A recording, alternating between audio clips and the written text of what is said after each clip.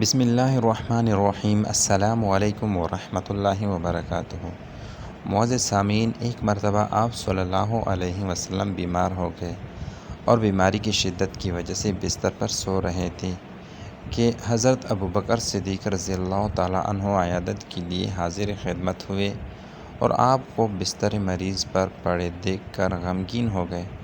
جب واپس اپنے گھر گئے تو غم کی شدت کی وجہ سے بیمار پڑ گئے اور صاحب فراش ہو گئے۔ جب آپ صلی اللہ علیہ وسلم شفایاب ہوئے تو حضرت ابوبکر صدیق رضی اللہ تعالیٰ عنہ کی عیادت کے لیے تشریف لے گئے۔ نبی کریم صلی اللہ علیہ وسلم کی چہرہ اقدس پر نظر پڑتی ہی حضرت ابوبکر صدیق رضی اللہ تعالیٰ عنہ کا چہرہ خوشی سے دمکنے لگا اور انہوں نے دو شعر کہے۔ ترجمہ: میرے حبیب صلی اللہ علیہ وسلم بیمار ہوئے تو میں نے ان کی عیادت کی، پھر میں ان کے غم میں بیمار ہو گیا۔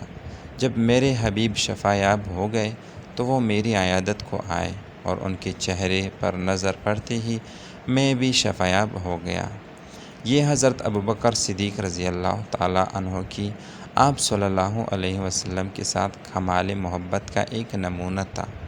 اللہ ہمیں بھی آپ صلی اللہ علیہ وسلم کے ساتھ اسی طرح کی سچی محبت نصیب فرمائے، آمین ثم آمین۔